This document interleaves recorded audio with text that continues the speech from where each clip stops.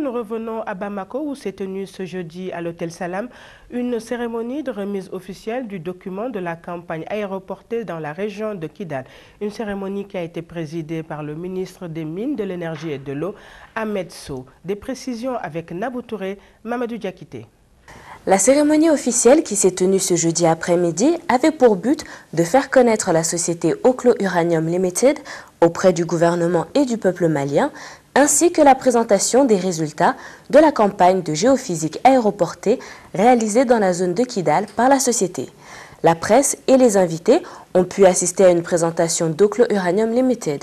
La société australienne a été créée en 2006. L'année suivante, elle est inscrite à la Bourse des valeurs australienne, ASX, et la même année, c'est-à-dire en 2007, elle s'implante au Mali. L'intérêt que Oklo Uranium Limited porte à Kidal, région du nord-est du pays, qui a mené au projet Kidal, s'explique par les fortes similitudes géologiques constatées par Oklo. Without going into too much detail, Oklo pense que le Mali est une bonne destination pour l'uranium pour la simple raison que l'adra des Iforas est similaire à celle de la région du Damaran en Namibie. Et en Namibie, il y a le plus grand gisement à ciel ouvert du monde d'uranium qui est Rosing. Donc nous pensons, pour cette raison, nous pensons que l'adra des Iforas au Mali est très prospective. As a genuine destination for uranium exploration. Oklo a bénéficié d'une autorisation d'exploration sur une zone d'une superficie de 19 390 km² dans l'adrar des Iforas à Kidal et a procédé à un levé géophysique aéroporté, c'est-à-dire qu'un avion équipé d'un senseur a volé à 50 mètres au-dessus du sol et a enregistré la radiométrie entre autres et a calculé les kilomètres parcourus. Ce levé, totalisant 53 676 km linéaires, a été réalisé sur l'ensemble de la zone du permis et il est le plus vaste du genre jamais accompli au Mali. Les cibles identifiées seront vérifiées dès que les permis appropriés seront attribués. Ces potentiels gisements d'uranium sont une nouvelle porte qui s'ouvre au Mali et qui lui permettrait de développer sa propre énergie. L'uranium est utilisé principalement pour la génération d'énergie électrique dans des centrales atomiques. Quand on fait une mine d'uranium, le minerai extrait peut être commercialisé sous ce qu'on appelle yellow cake, qui est une pâte jaune, et qu'on peut exporter.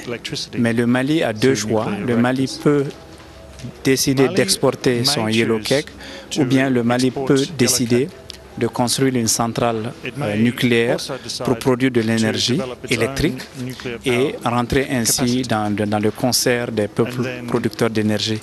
Et cela leur permettra au pays d'exporter une partie de son énergie, de son électricité vers les pays voisins.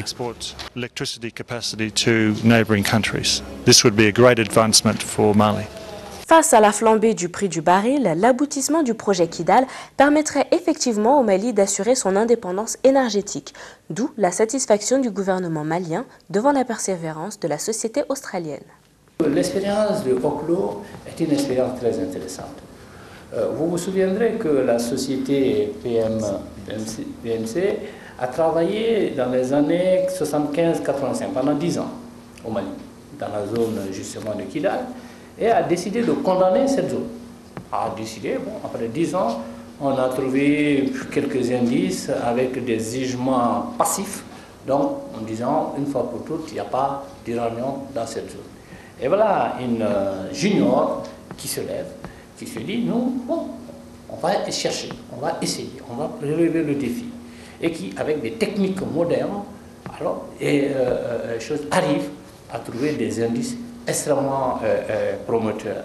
Donc c'est le lieu vraiment de les remercier, de les féliciter sur, je dirais, ce pari qu'ils ont fait sur le Mali et lequel pari est en train de donner des résultats. Merci beaucoup et en tout cas, sachez que le gouvernement malien et l'ensemble des populations maliennes sont avec vous pour que cette expérience puisse aboutir. La cérémonie a pris fin avec la remise officielle du document de la campagne de géophysique aéroportée dans la région de Kidal au ministre de l'Énergie, des Mines et de l'Eau. La société Oklo a 9 projets En plus de son projet phare de Kidal, il y en a 2 plus petits au Niger et 6 autres en Australie. Oklo Uranium Limited, dont le président est Peter Meager et qui a plusieurs années d'expérience des sociétés cotées en bourse, a pour ambition de devenir une société d'exploitation et de contribuer par ce biais au développement socio-économique du Mali.